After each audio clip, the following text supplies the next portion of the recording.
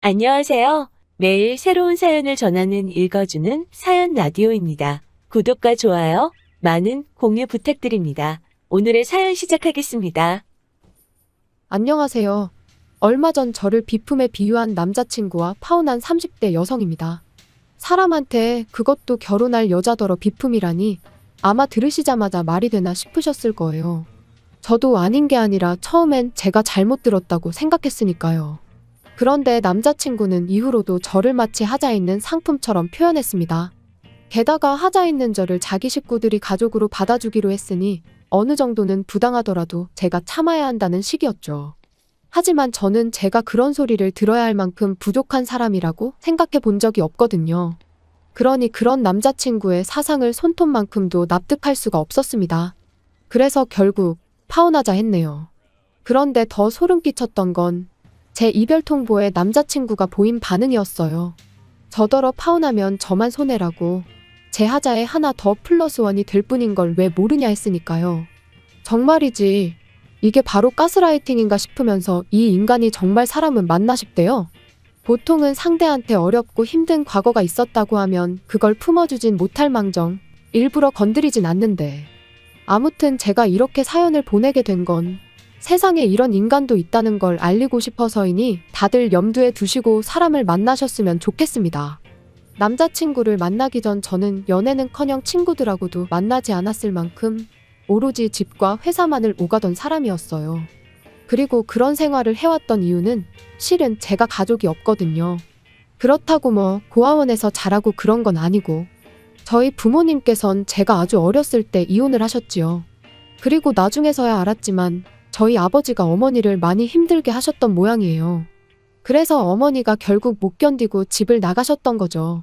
하지만 자라는 내내 아버지를 비롯한 친가 어른들이 마치 저희 어머니가 남자에 미쳐 저를 버렸다는 식으로 이야기하는 걸 들어왔기에 어머니가 두어 번 저를 찾아오셨을 때도 지금 제가 생각해도 아주 냉정하게 어머니를 모른 척 했었거든요. 그랬더니 어머니도 더는 찾아오시지 않대요?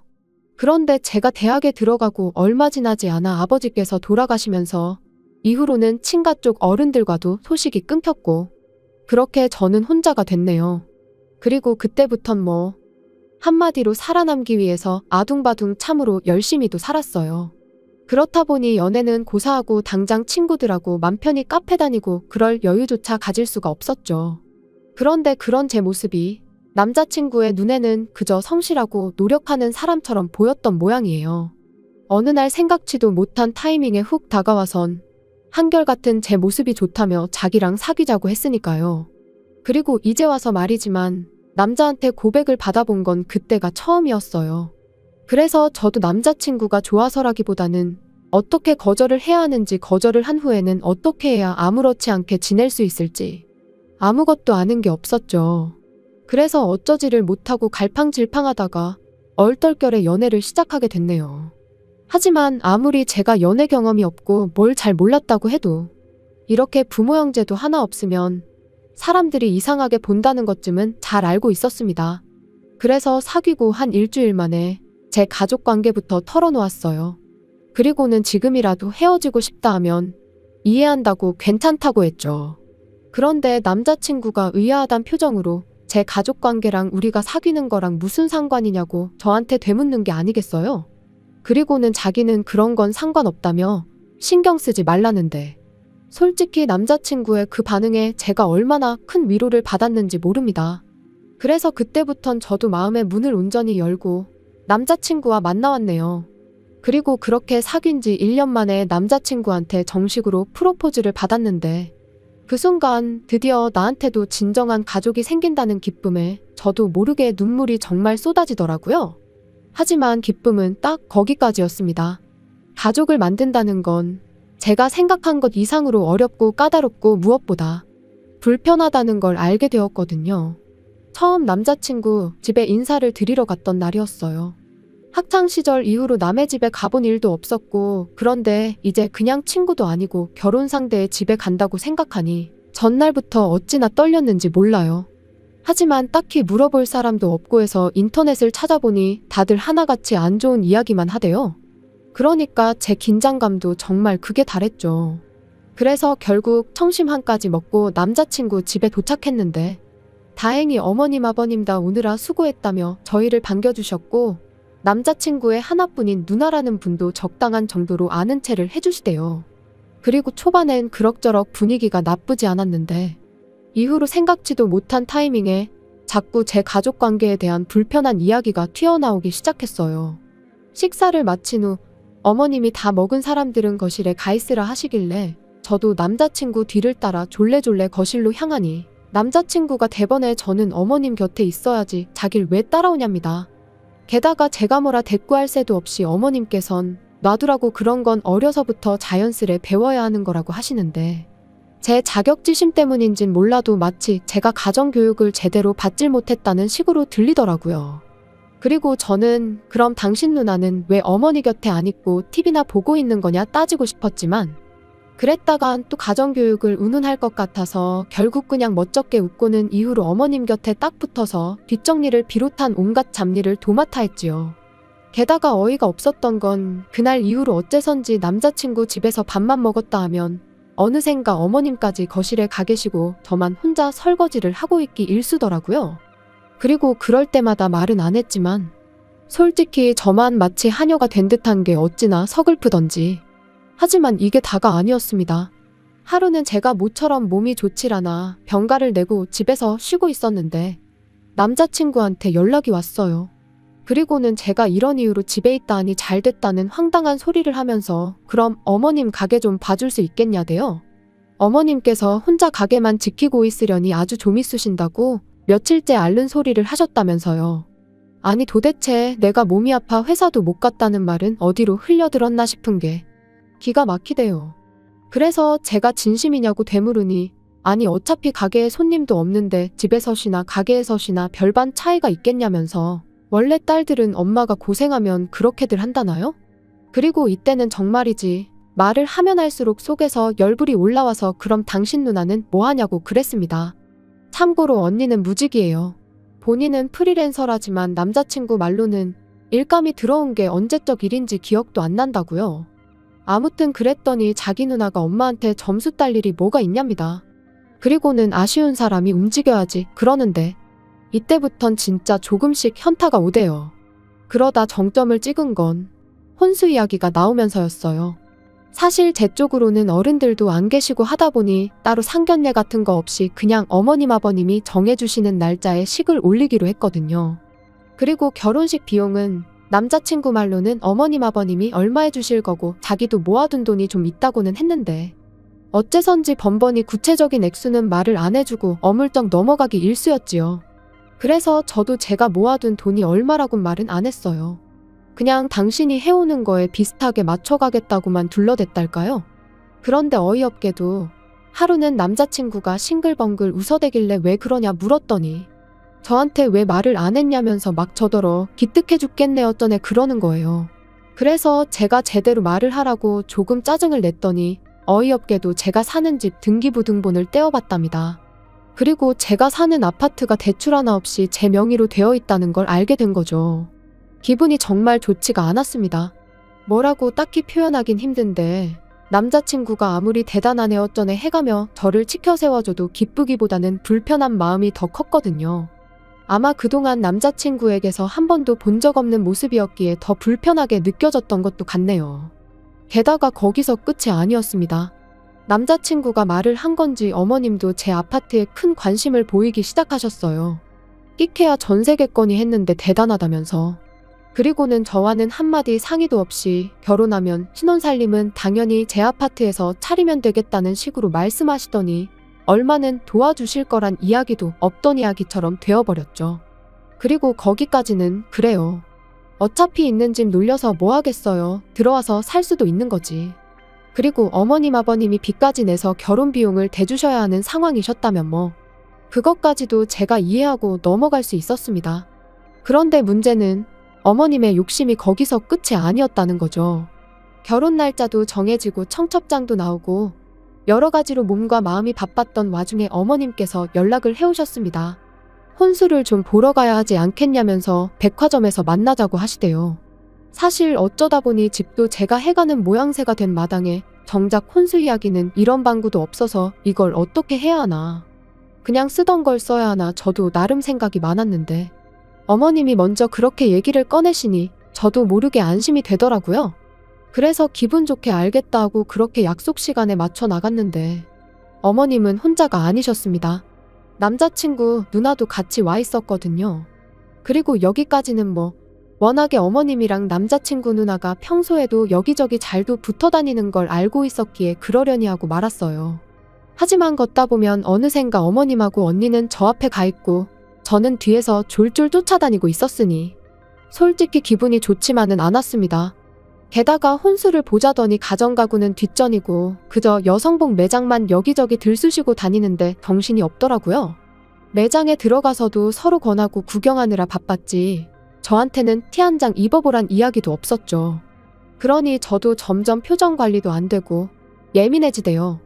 그런데 그때였어요. 명품 매장 앞을 지나가는데 갑자기 어머님이랑 언니가 여기다 여기 하더니 저한테는 가타부타 말도 없이 들어갔습니다.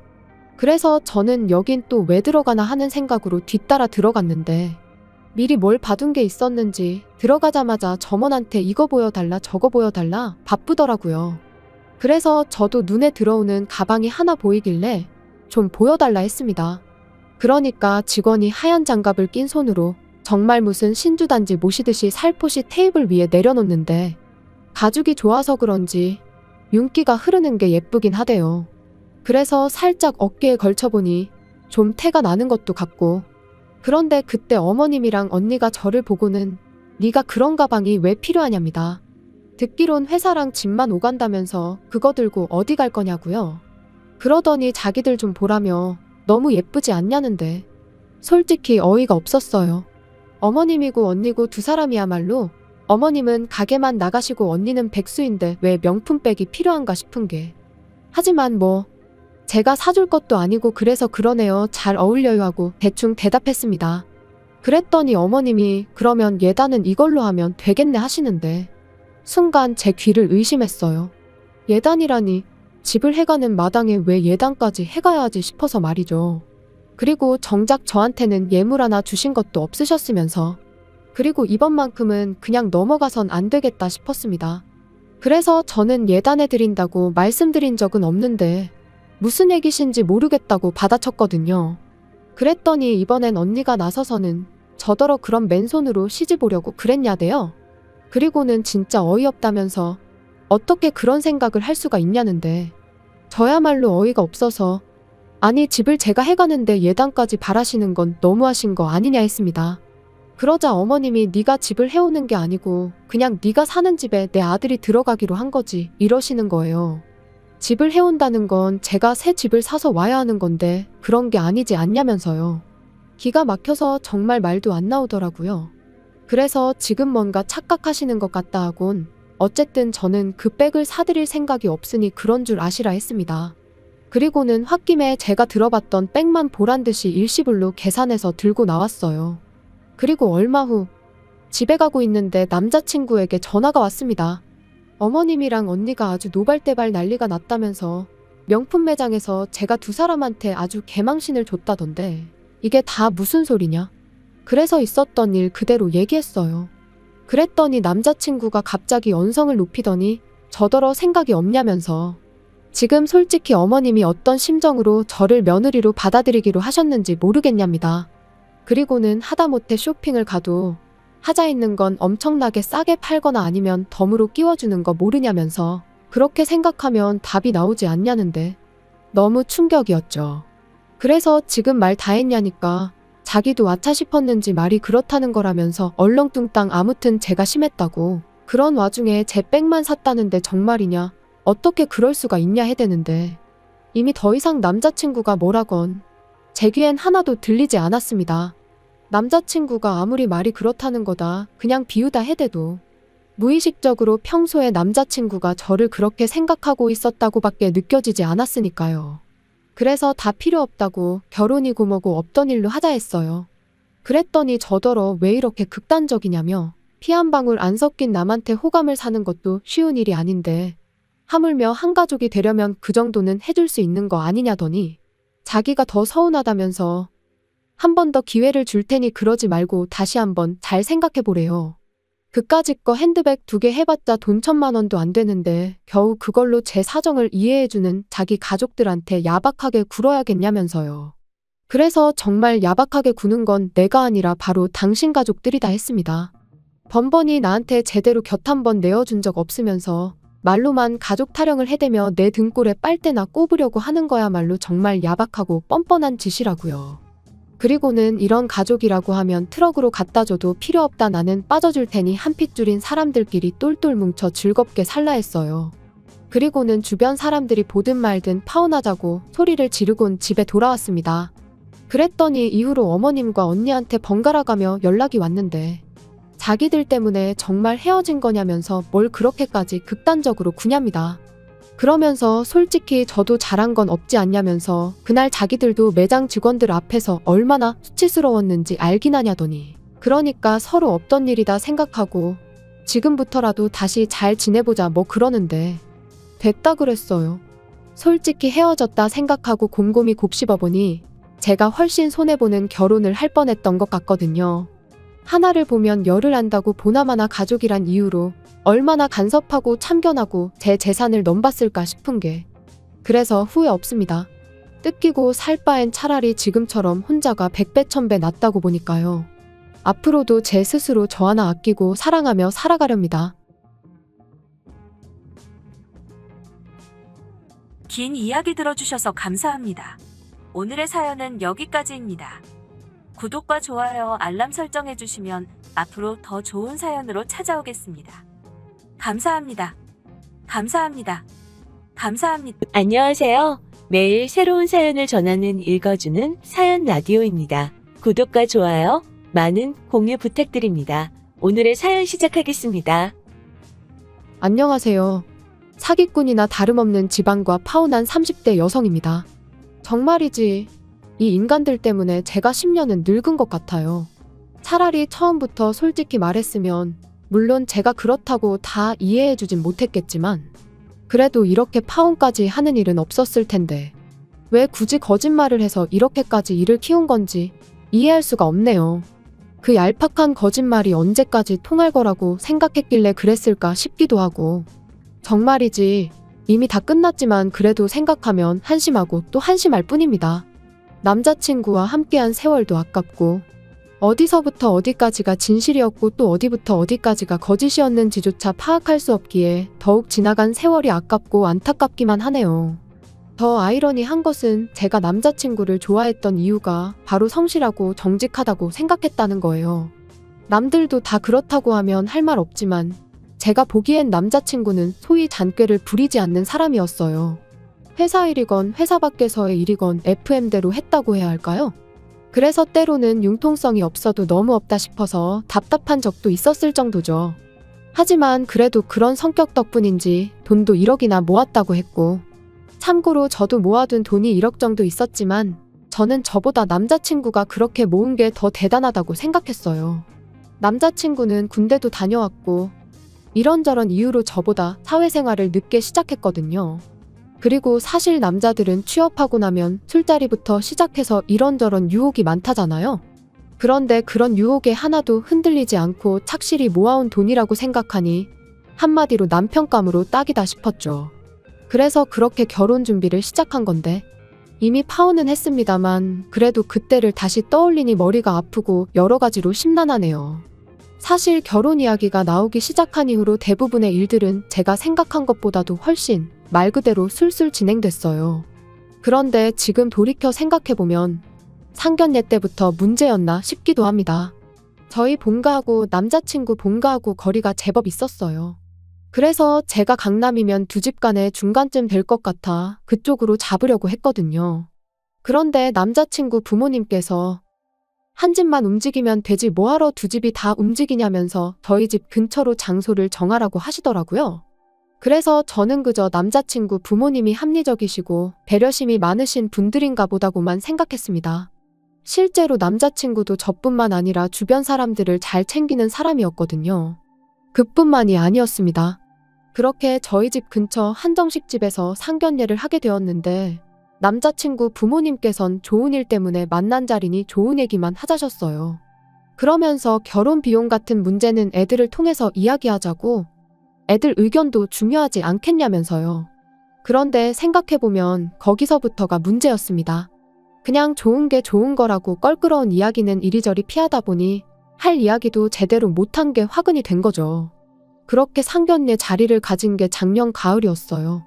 그리고 저는 그때만 하더라도 그러면 늦어도 올해 봄에는 결혼하겠구나 생각했는데, 결론부터 말하자면 일이 꼬여도 단단히 꼬여버렸네요. 집 때문에요. 남자친구가 모은 돈 1억, 거기다 제가 모은 돈 1억. 게다가 둘 다 회사 근처에서 자취를 하고 있었으니 보증금까지 더하면 저희한테는 2억 7천 정도의 돈이 있는 상황이었습니다.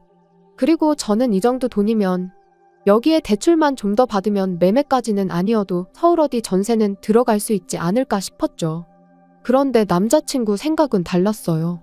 어쨌든 결혼하면 한 1, 2년 뒤에는 애도 낳을 거고 그러면 차가 필요하지 않겠냐며 자기가 모아둔 돈으로 차를 사고 나머지 돈에다 대출을 받아서 집을 장만하자, 그렇게 얘기하더라고요.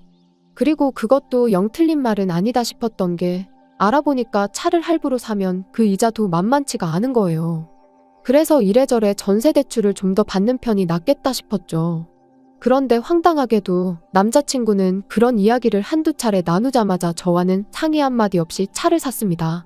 저는 비록 얘기가 그렇게 되긴 했어도 그게 지금 당장을 의미한다고는 생각지 못했는데요. 게다가 더 저를 어이없게 한 건 차를 샀다면서도 2달이 지나도록 출고가 늦어지고 있다 옵션을 바꿨다, 정말이지 온갖 핑계만 대면서 차를 보여주질 않더라고요. 그래서 결국 기다리다 못한 제가, 아니 무슨 외제차도 아닌데 그렇게 오래 걸리냐고 딜러한테 같이 가자고 몰아붙였더니 그제서야 한다는 말이, 차를 어머님 아버님이 몰고 계시답니다. 당장 우리는 그 차가 없어도 되지만 자기 부모님은 연세도 있으시고 해서 그동안 대중교통 이용하는 것도 불편해하셨고 그래서 먼저 쓰시라고 드렸다나요? 기가 막혔죠. 남자친구 부모님께서 원래 운전을 하시던 분들이 아니거든요. 몇 년 전에 사고로 폐차하고 이후론 계속 없이 지내신 걸로 아는데, 게다가 정말 100번 양보해서 그래 부모님이 너무 불편해 보이셔서 드렸다고 치자고요. 그럼 상의는 둘째치고 저한테 말이라도 해줬어야 하는 거 아닌가요? 그런데 남자친구는 제가 보인 반응을 들먹이며 이럴 줄 알았답니다. 제가 이렇게 나올 줄 알아서 말을 안 한 거라고요. 그리고는 그래도 걱정 말라고 우리가 결혼하면 바로 차도 돌려받을 거다 그러는데, 그 약속을 철석같이 믿은 제가 등신이었죠. 하나를 보면 열을 안다고 진작에 알아차렸어야 했는데 말이에요. 남자친구가 차를 사면서 2억 7천의 현금은 2억 가까이로 줄어들었습니다. 게다가 하루가 다르게 은행이 다른 이야기를 해대니 이건 뭐 집을 어떻게 해야 하나 생각을 거듭할수록 해결책이 보이긴커녕 답답해질 뿐이었지요. 그런데 그렇게 골머리를 앓고 있던 무렵 남자친구 부모님이 남자친구를 통해 저를 집으로 초대하셨습니다. 할 이야기도 있고 하니 오라고요. 솔직히 차 사건이 있고 난 뒤 저도 그렇고 아마 남자친구 부모님도 그러셨는지 이따금씩 주고받던 연락도 소홀해지고 여러 가지로 좀 껄끄러워진 면이 없잖아 있었어요. 그런데 남자친구 부모님이 먼저 손을 내밀어 주셨다 생각하니 괜히 더 감사하고 죄송하고 그렇더라고요. 그래서 바로 그 주 주말에 남자친구와 함께 인사를 드리러 갔는데 전혀 예상치 못한 어머님 아버님 말씀에 정말 깜짝 놀랐습니다. 왜냐하면 어머님이 집 문제를 해결해 주시겠다 하셨으니까요. 남자친구 부모님께선 서울의 모 지역 아파트에서 거주하고 계셨는데 그 동네가 몇 년 전부터 재개발 얘기가 들려오며 집값이 들썩이고 있었어요. 그런데 이제 어머님이 말씀하시길 지금 사시는 집은 팔고 지방으로 이사를 가실 거라대요. 그리고는 그러면 못해도 차액이 2, 3억은 될 거라면서 그 돈에 제가 모아둔 돈을 더해서 집을 해주시겠다는 거였죠. 생각지도 못한 어머님의 말씀에 정말 감사하면서도 기뻤어요. 하지만 한편으론 제가 어쨌든 1억이라는 돈을 보탬에도 불구하고 어머님이 더 큰 액수를 해주신다는 이유로 집의 위치, 구조, 평수, 정말이지 아주 사소한 것들까지도 전부 어머님의 선택에 달려있는 듯한 분위기가 왠지 좋지만은 않더라고요. 게다가 심지어 명의마저 남편과 저 공동 명의가 아닌 어머님 명의로 하라고 하셨을 땐 이게 맞나 싶었습니다. 남편 돈에 어머님 돈까지 더하면 제가 보태는 액수보다 훨씬 크니 당연한 거 아니냐는데 솔직히 납득하기가 쉽지 않았죠. 그런데 저희 부모님께선 그래도 그 큰 돈을 내어주시는 게 어디냐며 저를 나무라셨어요. 그러니 제 입장에선 부모님까지 제가 문제라고 하니 정말 제가 이상한 건가 싶어서 더는 어디다 물어보지도 못했네요. 아무튼 얼마 후 남자친구가 말하길 어머님 아버님이 사시던 집은 팔렸고 그래서 그 돈에 일부러 지방에 아파트 한 채를 사들이셨다나요. 그래서 이사도 한 달 안에 하실 것 같다면서요. 그리고 그때부터 제 마음이 바빠지기 시작했습니다. 내심 이러다 살림부터 차리고 결혼식을 하게 되는 건 아닌가 싶긴 했지만 정말 상황이 그렇게 됐다고 생각하니 솔직히 여러 가지로 심란했지요. 그래서 그때부턴 어떻게든 살림을 차리기 전에 식을 올릴 수 있으면 좋겠다는 심정으로 식장을 알아보느라 얼마나 바빴는지 몰라요. 한편 어느덧 시간은 흘러 어머님 아버님이 이사를 가시기로 한 당일이었습니다. 아무래도 어머님 아버님께서 멀리 이사를 가게 되셨으니 원래는 휴가를 내고 배웅이라도 해드릴 참이었어요. 이사 전으로 도와드릴 게 있으면 도와드리고요. 그런데 어머님께선 제가 와서 뭘 얼마나 할 수 있겠냐며 괜찮다고 절대 그러지 말라고 신신당부를 하셨습니다. 그래서 결국 평소처럼 출근해 일을 하고 있었는데 남자친구가 퇴근 후에 좀 만나자고 연락을 해왔더라고요. 분명히 저한테는 어머님 아버님 이사를 도와드리고 하루 자고 온다고 했었는데 무슨 일인가 싶었죠. 그리고 그날 저녁 남자친구가 하는 말이 어머님 아버님이 이사를 못 가셨답니다. 자기도 잘은 모르지만 잔금 처리에 문제가 생겨서 지방에 사두셨단 아파트에 들어가질 못하게 되셨다나요. 그래서 제가 그럼 지금 두 분은 어디 계신 거냐니까 원래 살던 집에선 어쨌든 나오셔야 했던 상황이었기에 일단 근처 모텔에 가 계시대요. 짐은 창고에 맡겼고요. 어머님 아버님 두 분이 얼마나 당황하셨을지 생각하니 어찌나 걱정되고 마음이 안 좋던지. 그런데 그때 남자친구가 하는 말이 그래서 말인데 저희가 계약한 집 그거 잔금을 좀 일찍 치르면 어떻겠냐는 거예요. 어차피 집주인은 이미 이사를 해서 비어있지 않냐면서요. 그리고는 그렇게만 되면 상황이 해결될 때까지 그래도 두 분이 편히 계실 수 있을 것 같다면서 솔직히 기분이 좋지는 않았습니다. 차도 그렇고 이번엔 집까지 번번이 왜 남자친구 부모님이 먼저 개시를 하시게 되는 건가 싶은 게 하지만 한편으론 어쨌든 상황이 상황인 만큼 제가 이런 이야기를 꺼내면 남자친구 입장에선 서운할 수도 있잖아요. 그래서 그냥 별다른 말은 안 하고 그냥 알아서 하라고 했어요. 그러자 남자친구는 고맙다면서 그러면 일단 제 돈부터 달랍니다. 어머님 아버님이 보태주신다는 돈을 제외하고 제가 보태기로 한 1억을 달라고요. 가뜩이나 기분도 안 좋은데 남자친구가 빚독촉하듯 내놓으라 하니 점점 짜증이 나기 시작했습니다. 그래서 제가 일단 어머님 돈으로 잔금을 치르시게 해라. 그리고 우리가 식 올리고 나면 그때 내 돈 1억을 드리는 걸로 하자고 했어요. 그랬더니 남자친구가 순식간에 얼굴이 벌개져서는 이 와중에 너는 부모님 걱정은커녕 계산기나 두드리고 있냐고 화를 내대요. 자기 어머니가 설마 제 돈을 떼어먹을까봐 그게 걱정이냐면서요. 황당했죠 뭐. 그런데 또 한편으론 어쨌든 자기 부모님이 공경에 처했다 생각하니 마음이 급해서 저러나 싶기도 하고 그래서 일단은 미안하다고 했네요. 그리고는 집주인이랑 먼저 얘기부터 해보라고 나도 생각 좀 해보겠다고요. 그런데 이튿날 아침 어머님이 이따 좀 만났으면 좋겠다고 연락을 해오셨습니다. 그리고 그렇게 약속한 카페로 나갔는데 어머님은 물론이고 아버님 그리고 남자친구까지 나와 있었어요. 아버님이야 그렇다 쳐도 자기도 나오는 자리면 나온다고 말이라도 해주지 않은 생각에 좀 어이가 없었죠. 하다못해 무슨 이야기가 오갈 건지 귀뜸이라도 해주면 저도 나름대로 미리 생각을 좀 정리하고 나올 수도 있었을 테니까요. 아무튼 어머님께선 당신 아들한테 대충 들었지 않냐는 말로 말문을 여시더니 사실은 지방에 사두셨단 아파트에 이사를 못하신 이유가 사기를 당하셔서 그렇답니다. 그런데 제가 신고는 하셨냐니까 갑자기 말끝을 얼버무리시면서 그거 뭐 신고한다고 잡히겠냐 하시는데 아니 돈이 한두 푼도 아닌데 왜 이렇게 쉽게 포기를 하시는지 이해가 안 되더라고요.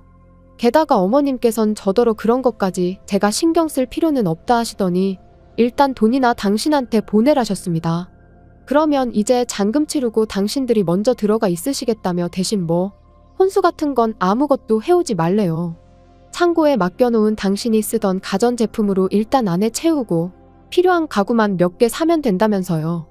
그래서 제가 그게 무슨 말씀이시냐, 언제까지 계실 생각이시길래 그렇게 말씀을 하시냐 했더니 일이 해결될 때까진 있어야 하지 않겠냐는데, 신고도 안 하시고 사기친 놈 잡을 생각도 없으신 것처럼 행동하시면서 그런 말씀을 하시니 뭔가 쎄한 게 느낌이 좋질 않았죠. 그래서 그럴 게 아니라 그럼 먼저 어머님 아버님 일부터 해결하자고 했어요. 그게 해결이 되는 대로 저희도 다시 결혼 준비를 하겠다고요. 그랬더니 이번엔 남자친구가 완전히 당황한 얼굴로 그게 무슨 소리냐입니다. 그건 그거고 이건 이거라며 그냥 원래 계획했던 대로 저는 돈 어머님께 보내드리고 일단 상황이 어느 정도 해결될 때까지는 한 집에서 같이 지내면 되는 간단한 문제라면서요. 결국 저는 할까 말까 고민하던 그 말을 입 밖으로 꺼냈습니다. 해결 안 되면 그럼 뭐 언제까지 같이 사는 거냐고요. 그러자 어머님께서 너는 내가 불편하니 난 네가 딸 같아서 하나도 안 불편한데 하고는 웃으시는데, 이건 뭐 황당함을 넘어서 소름이 다 끼치더라니까요. 아무튼 결국 제가 생각을 좀 더 해봐야겠다 하며 일단 자리에서 먼저 일어났습니다. 그랬더니 남자친구가 불이 나게 쫓아나와서는 도대체 갑자기 이러는 이유가 뭐냐는 거예요. 그리고는 어머님 아버님하고 같이 살면 솔직히 우리가 손해볼 일은 없지 않냐는데, 역시나 한패였던 거지요. 남자친구는 솔직히 그렇게 큰 돈을 보태주시는데 자기가 중간에서 누구 한쪽 편을 들고 그럴 수는 없다더니, 까놓고 말해서 같이 살면 살림도 해주실 거고 나중에 아이 낳으면 아이도 봐주실 게 분명하다고. 그러니 따지고 보면 우리한테 훨씬 이득이라나요?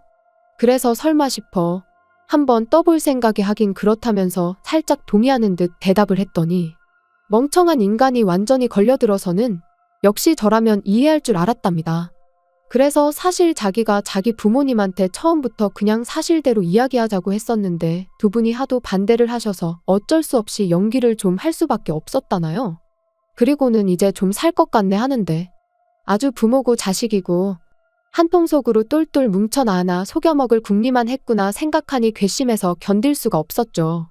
남자친구 면상에다 대고 진짜 소름 끼친다고 한마디 하고는 다시 카페로 들어갔습니다. 그랬더니 다행히 아직 어머님 아버님이 자리에 계시더라고요. 그래서 나이 드실 만큼 드셔놓고 그렇게 살지 마시라고 한마디 하곤 아드님하곤 헤어졌으니 그런 줄 아시라 했어요. 그리고 뭐 뒤도 안 돌아보고 도망치듯 카페를 빠져나와 곧장 택시 잡아 집에 왔는데, 집에 오는 내내 정말 핸드폰에 불이라도 나는 줄 알았네요. 남자친구는 물론이고 어머님까지 아주 번갈아가면서 얼마나 전화와 문자를 해대던지. 결국 두 사람 다 차단하고 이튿날 아침이 밝자마자 스드메며 이것저것 전부 다 취소해버렸어요. 계산해보니까 대충 한 200만 원 정도는 물게 된 것 같던데, 인생을 배우는데 들어간 수업료다 생각하기로 했습니다. 이게 만약 결혼하고 나서였으면 영이 하나는 더 붙었을지도 모르는데 그에 비하면 싸게 배운 셈 치려고요. 정말 세상에 공짜는 없다는 걸 이런 식으로 배우게 될 줄은 몰랐는데, 아무튼 정신 단단히 차리고 살겠습니다. 긴 이야기 들어주셔서 감사합니다. 오늘의 사연은 여기까지입니다. 구독과 좋아요, 알람 설정해주시면 앞으로 더 좋은 사연으로 찾아오겠습니다. 감사합니다. 감사합니다. 감사합니다. 안녕하세요. 매일 새로운 사연을 전하는 읽어주는 사연 라디오입니다. 구독과 좋아요, 많은 공유 부탁드립니다. 오늘의 사연 시작하겠습니다. 안녕하세요. 정신 나간 아버님 때문에 돌기 직전인 30대 여자입니다. 아무리 그래도 그렇지 어떻게 지 시아버지더러 정신이 나갔다고 하냐, 너야말로 정신이 나간 것 같다 하시는 분들도 계시겠지만, 제 사연을 들어보시면 다들 제가 왜 이렇게 극단적으로 이야기를 하는지 이해를 하실 거예요. 나이를 먹었으면 나이값을 하라는 말이 왜 있는지 제가 정말 저희 아버님을 보고선 뼈저리게 깨달았다니까요. 하긴 저희 아버님이 나이값만 못하시는 게 아니고 솔직히 남편한테 말은 못했지만 아예 인간 같지가 않을 때도 많았어요. 아무튼 이런 이야기를 혼자만 알고 있자니 기가 막히고, 그렇다고 지인들한테 하자니 제 얼굴에 침 뱉기 같기도 하고. 그래서 이렇게 사연을 보내니 들어보시고 한번 판단 좀 해주세요. 혹시 제가 너무하다 싶으시면 질책해 주셔도 좋고요. 일단 남편하고 저는 지인의 소개로 만났어요. 딱히 연애에는 관심이 없어서 직장과 집만 오가던 저를 안타깝게 여긴 지인이 한번 만나보기나 하라며 만들어준 자리였지요. 거절하기도 뭐하고 조금 궁금한 마음도 있다 보니 못 이긴 척 나간 자리였는데 웬걸요. 남편이랑 처음부터 대화가 너무 잘 통하는 거예요. 그래서 2번, 3번 만나다가 정식으로 교제를 시작했습니다. 그리고 사귀면서 알게 된 건 저희 남편이 요즘엔 그렇게 보기 힘들다는 개천에서 난 용이었단 거였죠. 소위 깡촌이라 불리는 시골에서 나고 자란 데다가 아버님께서 남편 역할, 아버지 역할 뭐 하나 제대로 하신 게 없으셨다 보니 어머님이 농사도 지으시고 다른 집 일도 도와주시고 한마디로 실질적인 가장의 역할을 하시며 남편 뒷바라지를 해주셨다나요? 그리고 그런 상황을 일찍이 깨달은 남편은 죽어라 공부해서 소위 사람들이 말하는 출세를 한 거였고요. 누가 그러대요. 개천에서 난 용하고 결혼하면 개천으로 빨려 들어간다고. 그리고 아닌 게 아니라 제가 결혼한다는 이야기를 꺼냈을 때 주변에서들 얼마나 말렸는지 몰라요. 결혼은 연애하고 달라서 남편감 하나만 보면 안 된다고. 부모님 노후도 생각해야 하고 재산도 봐야 하고 결혼은 현실이라면서 말이죠. 그리고 저도 그 말이 아주 틀린 말이라곤 생각치 않습니다. 하지만 그렇다고 조건만 따지느라 사랑하는 사람을 놓칠 수는 없는 노릇이잖아요.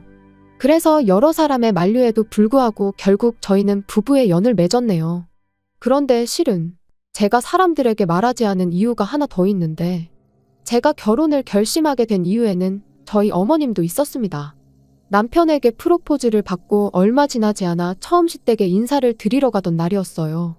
전날 남편하고 같이 사둔 어머님 아버님 선물을 챙겨서는 이른 아침부터 4시간을 달려내려갔는데 제가 너무 긴장을 했었는지 안 하던 참을미를 다하고 정말이지 컨디션이 말이 아니었거든요. 그리고 그런 저를 보신 어머님께선 서울 아가씨가 여기까지 오느라 고생이 많았다며 계속해서 이거 먹어라 저거 먹어라 권하시기만 하실 뿐 부엌 근처에는 아예 얼씬도 못하게 하셨습니다. 그뿐인가요? 제가 가져간 선물들을 보시고는 고맙다 잘 먹겠다.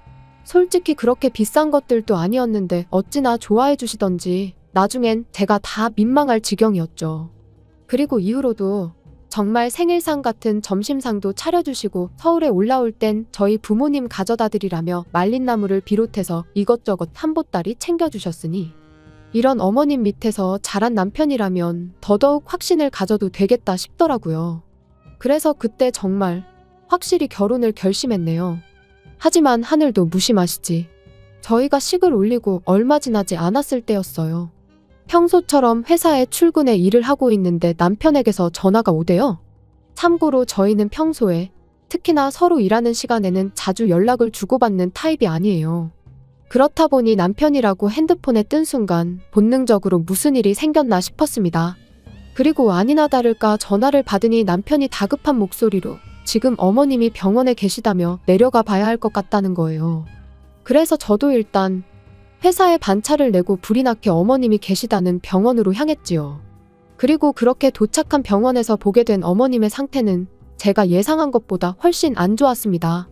의사도 저희 부부에게 마음의 준비를 하란 식으로 얘기를 했을 정도였으니까요. 그런데 그런 와중에 저희 부부를 더 힘들게 한 건 아버님이 보이신 태도였어요. 어머님이 그렇게 누워 계신데 무슨 생각이신 건지 어디서 아이스 커피는 사오셔가지고 그걸 쪽쪽 빨아 드시면서 전화로 합의금은 얼마나 받을 수 있을지 여기저기 물어보고 계셨거든요. 아무리 남녀간에 정없이 자식 때문에 살았다고 해도 같이 산 세월이 있는데 어떻게 저럴 수가 있나 싶은 게 솔직히 사람 같지도 않대요. 참고로 남편에게 듣기론 아버님이 도박 문제, 여자 문제로 그렇게 일평생 어머님 속을 썩이셨는데 그럼에도 불구하고 어머님이 끝끝내 이혼을 안 하신 건 어머님이 아버님을 버리면 아버님이 그 길로 저희 남편한테 가서 행패를 부릴 게 불보듯 뻔하다고. 그래서 안 하신 거라고요. 그런데 결국 어머님만 불쌍하게 됐으니 정말 신이 있긴 한 건가 싶더라니까요. 한편 어머님은 입원한 지 6일째 되던 날 세상을 떠나셨습니다. 그리고 황당하게도 아버님께선 당연하단 듯이 저희 집에서 지내시겠다며 고집을 부리기 시작하셨죠. 네 엄마도 없는데 내가 그 시골에서 혼자 어떻게 지내냐면서요. 그런데 문제는 그 무렵 저도 남편도 말 그대로 힘이 없었어요. 그런 아버님하고 옥신각신 실랑이를 할 여유도 없었고요. 그래서 마음대로 하시라고 했습니다. 와서 계시려면 계시라고요. 그런데 그렇게 올라오신 지 한 3주나 지났나. 아버님이 정말 크게 역성을 내셨습니다. 당신이 와 있는데도 저희 둘 다 나 몰라라 하고 저희 할 일만 하는 게 싸가지가 없다면서요. 그리고 그런 아버님의 말씀에 당연히 저희가 억울할 수밖에 없었던 게 그럼 뭐 회사를 관두기라도 했어야 하나요? 게다가 아버님이 좋은 일로 저희 집에 와 계시는 게 아니고 어머님이 돌아가셔서 혼자 못 지내시겠다고 와 계셨던 건데 그런 아버님을 모시고 여기저기 놀러라도 다녔어야 하냔 말이죠. 그래서 제가 결국 아버님께 너무하신다고 한마디 했어요. 아무리 죽은 사람만 불쌍하다지만 며칠이나 지났다고 심심하다 그런 소리를 하시냐고. 어머님한테 미안하지도 않으시냐고요. 그랬더니 아버님이 말씀하시길 네 시애미가 나 때문에 죽었냐입니다. 내가 운전해서 내가 차로 받았냐면서요. 그리고 서슴없이 그런 막말을 퍼부으시는 동안 목에 핏대는 한껏 세워서 소리를 지르시는데 정말 사람 맞나 싶은 거예요. 그래서 아버님께 정말 더는 같이 못 지내겠다고 내려가시라고 했습니다. 그랬더니 안 가신대요. 죽어도 못 간대요. 가서 어떻게 사냐고 절대로 못 간다고 여기서 저희랑 평생 사시겠다고요. 정말이지 미치고 팔짝 뛸 노릇이었죠. 그런데 그때 저희 남편이 얼마 주면 가실 거냐 했습니다. 얼마를 드리면 가주실 거냐고요. 그리고 그렇게 타협한 게 매달 50만 원이에요. 50만 원씩 보내드리는 조건으로 같이 산다는 얘긴 2번 다시 안 하시기로요. 정말이지 돈 앞에선 장사 없다지만 결국 처음부터 저희랑 지내시려던 것도 어머님이 안 계신 집에서 혼자 지내실 자신이 없으셔서가 아니라 일평생 어머님한테 그러셨듯 이번엔 저희 등골에 빨대 꽂으려고 하셨던 거구나 싶은 게 소름이 끼치고 한편으론 남편이 불쌍하고 남편도 남편대로 저한테 미안해했죠. 그리고 그 일이 있고 한반년쯤 지났던 작년 가을이었습니다. 웬일로 아버님한테 문자가 왔는데 할 이야기가 있으니 빠른 시일 내에 한번 내려오라대요. 그래서 바로 그 주 주말에 남편과 시댁을 찾았어요. 참고로 어머님이 돌아가신 이후로 그때가 3번째 방문이었습니다.